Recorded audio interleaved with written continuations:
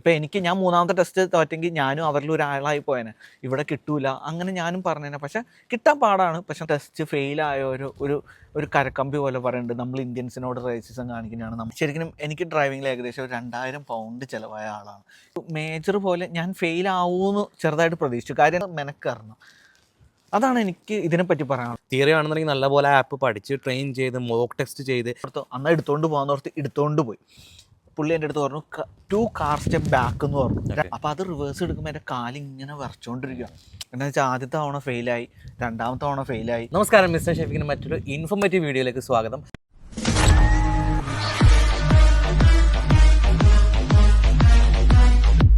ഈ വീഡിയോ നിങ്ങൾക്ക് വളരെ ഇൻഫോർമേറ്റീവ് ആയിട്ടൊരു വീഡിയോ ആയിരിക്കും. എൻ്റെ കൂടെ ഉള്ളത് അബീസ് UK. നിങ്ങൾക്ക് എല്ലാവർക്കും അറിയാം, യൂട്യൂബിൽ ഒരുപാട് കണ്ടന്റുകൾ ഇൻഫർമേഷനൊക്കെ കൊടുത്ത് സെർച്ച് ചെയ്താൽ കിട്ടും. നിങ്ങൾക്ക് ഇപ്പോൾ സെർച്ച് ചെയ്താൽ കിട്ടും അവരുടെ പേജ്. അപ്പോൾ ആള് റീസെൻ്റ്ലി UK ഡ്രൈവിംഗ് ലൈസൻസ് പാസ്സായി. ഞാൻ ഇതുവരെയും പാസ്സായിട്ടില്ല. അപ്പം എനിക്കും കൂടി ബെനിഫിറ്റ് ആയിട്ടുള്ളൊരു വീഡിയോ ആണ്. അതുപോലെ ഒരുപാട് പേര് UK വന്നിട്ട് ലൈസൻസ് കിട്ടാത്ത ആളുകൾക്കുള്ള ഒരു വീഡിയോ ആണ്. അബി, എന്താണ് അഭിപ്രായം, എന്താണ് എക്സ്പീരിയൻസ് UK ഡ്രൈവിംഗ് ലൈസൻസിൻ്റെ കാര്യങ്ങൾ? ശരിക്കും UK വന്നിട്ട് ഞാനിപ്പോൾ UK വന്നിട്ട് 3.5 വർഷമായി. ഞാൻ കഴിഞ്ഞ ഒരു 3 മാസമായുള്ളൂ ഞാൻ ഡ്രൈവിംഗ് ലൈസൻസ് എടുത്തത്. ശരിക്കും ഡ്രൈവിംഗ് എന്ന് പറയുമ്പോൾ നമുക്ക് UK അത്യാവശ്യമാണ്. കാര്യം നമുക്കൊരു ജോബിന് പോകുമ്പോഴാണെങ്കിലും നമ്മുടെ ട്രാൻസ്പോർട്ടേഷൻ നമുക്കറിയാം. UK എന്ന് പറയുന്ന സ്ഥലത്ത് ഒന്നല്ലെങ്കിൽ എക്സ്ട്രീം തണുപ്പായിരിക്കും. അപ്പം നമ്മൾ ഈ ബസ് കാത്ത് നിൽക്കണത് നമുക്ക് ഒത്തിരി ടൈം കൺസ്യൂം ചെയ്യും. പക്ഷേ ഒന്നുമല്ല, പിന്നെ ഡ്രൈവിംഗ് ലൈസൻസ് ഉണ്ടെങ്കിൽ നമുക്ക് ഒത്തിരി കോൺടാക്ട്സും നമ്മുടെ എല്ലാം കൊണ്ടും നമുക്കൊരു ഗുണമാണ്. പിന്നെ ഈ ഡ്രൈവിംഗ് ലൈസൻസ് എടുക്കുന്നവരോട് എനിക്ക് പറയാനുള്ള പേഴ്സണൽ അഡ്വൈസ് എന്ന് പറയുന്നത്, ശരിക്കും എനിക്ക് ഡ്രൈവിംഗിൽ ഏകദേശം ഒരു 2000 പൗണ്ട് ചിലവായ ആളാണ്.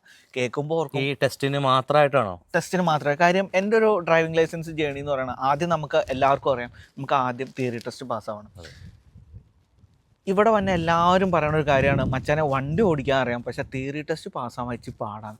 പക്ഷേ എന്നെ സംബന്ധിച്ചോളം ഞാൻ കുത്തിയിരുന്ന് എഴുതി പഠിച്ച് പാസ്സായ ആളാണ്. എന്താണെന്ന് വെച്ചാൽ ആദ്യത്തെ തവണ ഫെയിലായി, രണ്ടാമത്തെ തവണ ഫെയിലായി, മൂന്നാമത്തെ തവണയാണ് ഞാൻ പാസ്സായി. അതിൻ്റെ ഇടയ്ക്ക് ഞാൻ ജസ്റ്റ് വൈഫിനെ മോട്ടിവേറ്റ് ചെയ്ത് അവൾക്കെടുത്ത് തിയറി എഴുതാൻ പറഞ്ഞു. അവൾ രണ്ടാമത്തെ തവണ പാസ്സായി. കാര്യം അവൾ നാട്ടിൽ വണ്ടി ഓടിക്കാത്ത ആളാണ്, പക്ഷേ അവൾ രണ്ടാമത്തിൽ പാസ്സായി.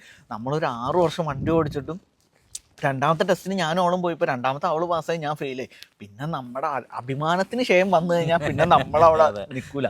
പിന്നെ മൂന്നാമത്തെ ഇരുന്ന് പഠിച്ച് ഞാൻ പാസ്സായി. പഠിക്കണം, ആപ്പ് പഠിക്കണം.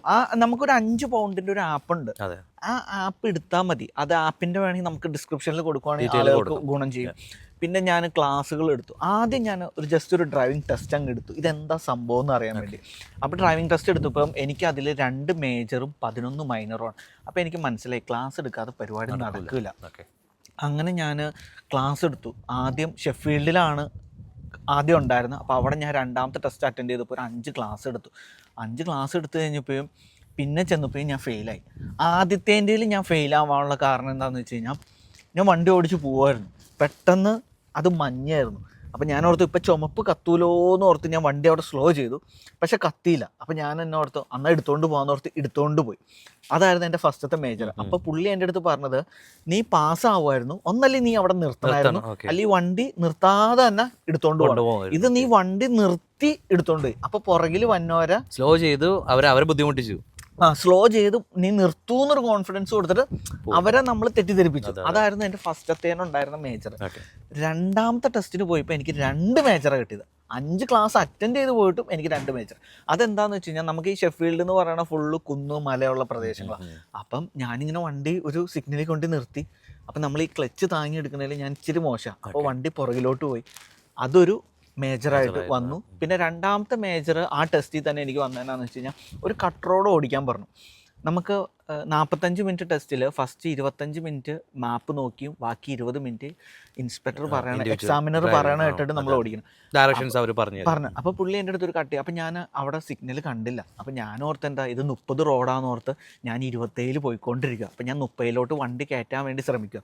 അപ്പോൾ പുള്ളി എൻ്റെ കയ്യിൽ ഇങ്ങനെ തട്ടിയിട്ട് പറഞ്ഞു, അബീസ് this is 20 road but you are going in 27 എന്ന് പറഞ്ഞു. അപ്പം തന്നെ അത് ഫെയിലായെന്ന് ഞാൻ തീരുമാനിച്ചു. ഫെയിലായി. പിന്നെ മൂന്നാമത്തെ ടെസ്റ്റ് ഞാൻ വാറിങ്ടണിലോട്ട്, വൈഫിന് ജോലി കിട്ടി. പിന്നെ ഞങ്ങൾ വാറിങ്ടണിലോട്ട് വന്നു. അപ്പോൾ വാറിങ്ടണിൽ ടെസ്റ്റ് എടുത്തു. വാറിങ്ടണിൽ എടുത്ത ഫസ്റ്റ് ടെസ്റ്റ് ഞാൻ പാസ്സായി.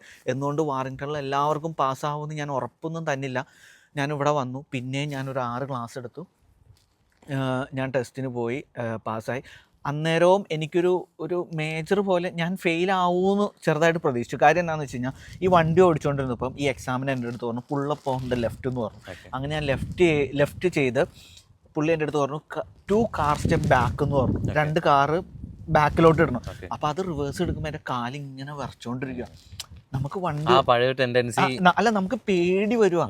അപ്പം എനിക്ക് എന്നോട് തന്നെ ഒരു പുച്ഛം തോന്നിയൊരു നിമിഷമാണ്. ഇത്രയും നാൾ വണ്ടി പിടിച്ചിട്ട് ഒരാൾ നോക്കുമ്പോൾ എന്തോ ഒരു പേടി. കൂടെ ഒരു ആളിരിക്കുന്ന ആ ഒരു മൈൻഡിൽ ഒരു നെർവസ്നെസ് വന്നിട്ട്. പക്ഷെ അത് ഒരിക്കലും നമുക്ക് പാടില്ല. എന്നിട്ട് പുള്ളി എൻ്റെ അടുത്ത് പറഞ്ഞു, പുള്ളി തമാശയ്ക്ക് പറഞ്ഞു ഇതൊരു ഡാൻസിങ് ലെഗാണ്. ഞാൻ ഒത്തിരി, പുള്ളിക്ക് നല്ല പ്രായമുള്ളൂ. പുള്ളി പറയും എൻ്റെ ലൈഫിൽ ഞാൻ ഒത്തിരി സ്റ്റുഡൻസിന് ഇത് കണ്ടിട്ടുണ്ട്, നിങ്ങൾ പേടിക്കണ്ട, നിങ്ങൾ എന്തെങ്കിലും കാര്യങ്ങൾ കറക്റ്റായിട്ട് ചെയ്ത് കഴിഞ്ഞാൽ പാസ്സാക്കാൻ വേണ്ടി തന്നെയാണ് ഞങ്ങൾ ഇരിക്കുന്നത്. അങ്ങനെ പുള്ളി എനിക്കൊരു കോൺഫിഡൻസ് തന്നു. ഞാൻ വണ്ടി ഓടിച്ചു, ഞാൻ അന്ന് പാസ്സായി. അന്ന് തന്നെ എൻ്റെ ഒരു ഫ്രണ്ടിനും അന്ന് ടെസ്റ്റ് ഉണ്ടായിരുന്നു. അവൻ വണ്ടി എടുത്തത് തന്നെ സെക്കൻഡിലിട്ട് വണ്ടി എടുത്ത് നിന്നുപോയി. പക്ഷെ ഇൻസ്പെക്ടർ പറഞ്ഞു ആ ടെസ്റ്റ് തുടങ്ങി ഫസ്റ്റത്തെ മിനിറ്റിലത്. പുള്ളി പറഞ്ഞു നീ ടെൻഷൻ ആകണ്ട, ഒന്നും കൂടി എടുത്ത് കൊടുത്തു. അവനും ഒന്ന് പാസ്സായി. അപ്പം നമ്മൾ ഈ വെളിയിൽ ഈ 1, 2, 3 ടെസ്റ്റ് ഫെയിലായ ഒരു കരക്കമ്പി പോലെ പറയുന്നുണ്ട് നമ്മൾ ഇന്ത്യൻസിനോട് റേസിസം കാണിക്കുന്നതാണ് നമ്മൾ. അങ്ങനെയൊന്നും എൻ്റെ പേഴ്സണൽ ഒപ്പീനിയനിൽ അങ്ങനെയില്ല. നമ്മൾ ചെയ്യണ കാര്യം വൃത്തിക്ക് ചെയ്ത് കഴിഞ്ഞാൽ ഇവർ പാസ്സാക്കുക തന്നെ ചെയ്യുന്നതാണ് എൻ്റെ മനസ്സ്. പിന്നെ കിട്ടാത്ത മുന്തിരി പൊളിക്കും. ഇപ്പം ഞാൻ 3ാമത്തെ ടെസ്റ്റ് തോറ്റെങ്കിൽ ഞാനും അവരിൽ ഒരാളായി പോയേനെ, ഇവിടെ കിട്ടൂല അങ്ങനെ ഞാനും പറഞ്ഞേനെ. പക്ഷെ കിട്ടാൻ പാടാണ്. പക്ഷെ നമ്മൾ വർക്ക് ചെയ്ത് കഴിഞ്ഞാൽ മാക്സിമം ട്രൈ ചെയ്യുക, പ്രാക്ടീസ് എടുക്കാതെ പോവാതിരിക്കുക അല്ലേ. ഉറപ്പാണ്. നമ്മൾ നാട്ടിൽ എത്രയൊക്കെ വണ്ടി ഓടിക്കുമെന്ന് പറഞ്ഞാലും ഒരേ രാജ്യത്തിന് ഒരേ നിയമമാണ്. അപ്പോൾ ഇവർക്കിടെ ഒരു 3 ക്ലാസ്, നമ്മളവിടെ കാശ് ലാഭം നോക്കണ്ട, ഒരു 3 ക്ലാസ്, ഒരു 2 മണിക്കൂറിന് വെച്ച് 3 ക്ലാസ് എടുത്താൽ തന്നെ നമ്മൾ പാസ്സാവും. നമുക്ക് വാറിംഗ്ടണിൽ 1 മണിക്കൂറിന് 35 പൗണ്ടാണ്. അപ്പം ഞാൻ എടുക്കുമ്പോൾ ഇവിടെ 2 മണിക്കൂറിൻ്റെ ക്ലാസ് എടുക്കുള്ളൂ. അപ്പം 70 പൗണ്ട്. അപ്പം ഞാൻ 3 ടെസ്റ്റ് എടുത്തു 200. അത് നമുക്ക് നഷ്ടം. ടെസ്റ്റിന് മുമ്പാണോ ഈ ക്ലാസ്സുകൾ എടുത്തത്? ഞാൻ ടെസ്റ്റിന് മുമ്പ്, അതായത് ടെസ്റ്റ് ഇപ്പം 5-ാം തീയതി ആണെങ്കിൽ ഞാൻ 2, 3, 4 കണ്ടിന്യൂസ്ലി, അപ്പോൾ ആ ഒരു വൈബിൽ തന്നെ നമുക്ക് പോയി അറ്റൻഡ് ചെയ്യാൻ പറ്റും. അങ്ങനെ ഞാൻ പാസ്സായി. പിന്നെ എന്താ പറയണത്, നമ്മൾ കഷ്ടപ്പെട്ട് കഴിഞ്ഞാൽ കിട്ടാത്തതായിട്ട് ഒന്നുമില്ല. പക്ഷെ നമ്മൾ മെനക്കറണം.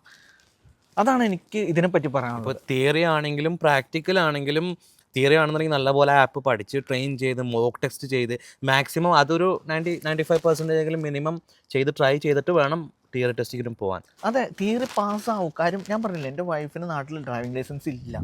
പക്ഷെ അവർ തന്നെ ആ ആപ്ലിക്കേഷൻ വൃത്തിക്ക് പഠിച്ചു കഴിഞ്ഞാൽ, ഞാൻ സത്യം പറഞ്ഞ ഒരു 20 തവണയൊക്കെ ട്രൈ ചെയ്തിട്ടുണ്ട്. ചുമ്മാ ഇരിക്കുമ്പോൾ ഇപ്പം നമുക്കൊരു ബ്രേക്ക് കിട്ടുമ്പോഴേക്കാണെങ്കിലും നമ്മളിരുന്ന് ട്രൈ ചെയ്യും. അങ്ങനെ നമുക്കത് കിട്ടിയിട്ട് കഷ്ടപ്പെട്ടാൽ കിട്ടും.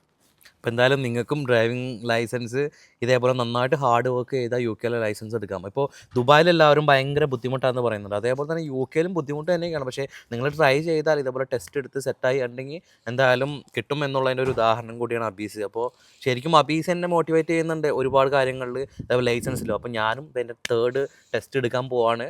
ഒരുപാട് ഇൻഫർമേഷനും ഒക്കെ കൊടുക്കുന്ന അബീസിൻ്റെ ഈ വീഡിയോ നിങ്ങളുടെ മുന്നിലേക്ക് എത്തിക്കാൻ പറ്റിയതിൽ ഒരുപാട് സന്തോഷം. അപ്പോൾ 1 തോറ്റ 3-ലാണ്. അപ്പോൾ എനിവേ അടുത്ത ടെസ്റ്റിന് ഓൾ ദ ബെസ്റ്റ്. നിങ്ങൾ വിജയശ്രീയിൽ താങ്ക് യു സോ മച്ച്. അപ്പോൾ ഇത് കണ്ടുകൊണ്ടിരിക്കുന്ന ആളുകൾ ഇതേപോലെ സിറ്റുവേഷൻ ഉണ്ടെന്നുണ്ടെന്നുണ്ടെങ്കിൽ നിങ്ങൾക്കും പാസ്സാവാൻ പറ്റട്ടെ.